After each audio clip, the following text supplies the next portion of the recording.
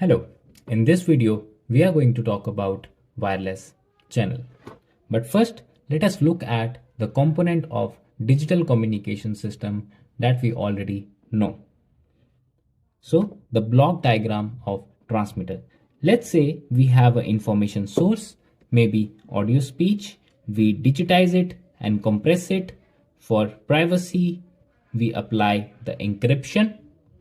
Since we are going to pass this information from the channel, so we need error protection codes. Then we put this information onto the carrier, that is we modulate the information, and then we pass the signal through the pulse shaping filter. This is done to make the signal more bandwidth efficient and to reduce the spectrum of the signal as compact as possible. Then we convert this digital signal into the analog waveform.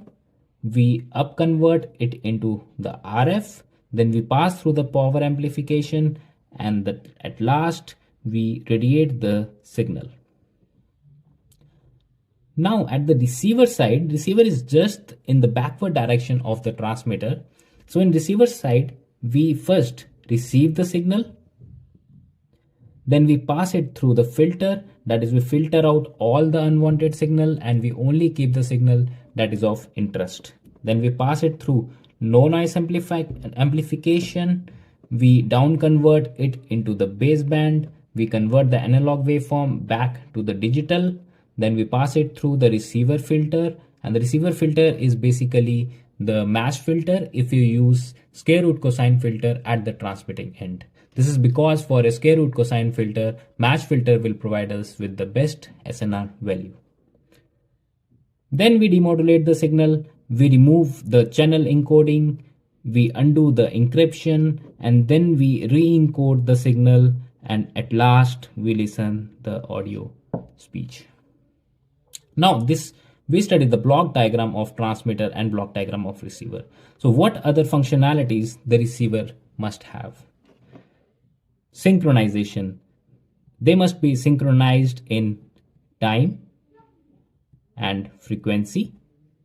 So now if you are a coherent receiver, then you must do channel estimation.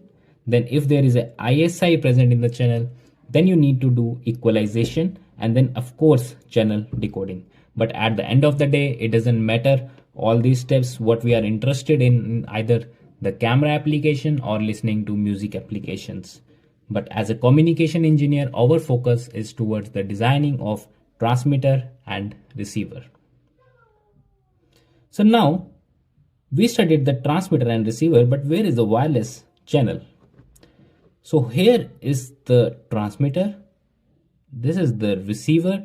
We radiate the signal from the transmitter end. We receive the signal at the receiving end, but in between it passes through the wireless channel.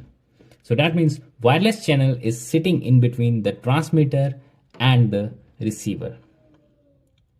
So later we will see what makes the wireless channel so different, what makes it so difficult to work with, and why we have to spend a huge lot of time in understanding the wireless channel. But first, let us see why we need to understand the wireless channel. So let's say we have a transmitter and we have a receiver.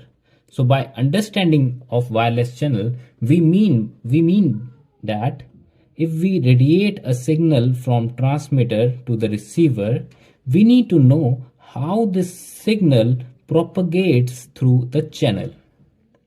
And by understanding how the signal is propagating, it helps us to design the transmission signals at the transmitting end and the processing algorithms at the receiver end. Moreover, it also provides us the fundamental limits on the performance. And what we mean by this is that at the receiver, what is the maximum BER that can be achieved if the bandwidth is limited to few megahertz.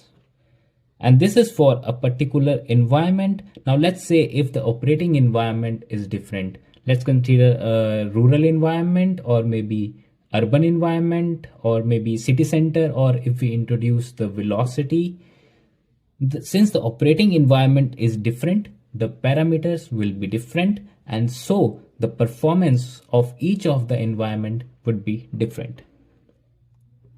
So also the channel is random, so we will experience dynamic variation in the signal strength.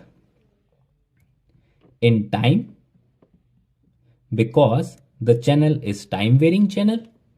In frequency, because the band in which we are interested, the signal may be fluctuating, the amplitude may not be constant. And third, the space dimension, and the space dimension is very important in multiple antenna communication. But what we mean by space dimension is that if we have a transmitter and a receiver, and the distance between the transmitter and the receiver is d. Now if we change the location of the receiver to another location, but the distance between the transmitter and receiver is still the same. But now, though the distance is same, but the angle is not the same. So there is a difference in angle. So as a result of which, the signal that is propagating in this direction will not experience the same phenomena as propagating in the other direction. This is due to the different operating environments and different reflections, refractions and scattering within the path. So next, the transmitter and the receiver links may be line of sight or they may be severely obstructed. So these are the following reasons. That we need to understand, and for these all, the understanding of wireless channel is very crucial. So in the next video, we will study, I will try to convince you what makes the wireless channel so different, what makes it so difficult to deal with, and why we have to spend a huge lot of time in studying the wireless channel alone.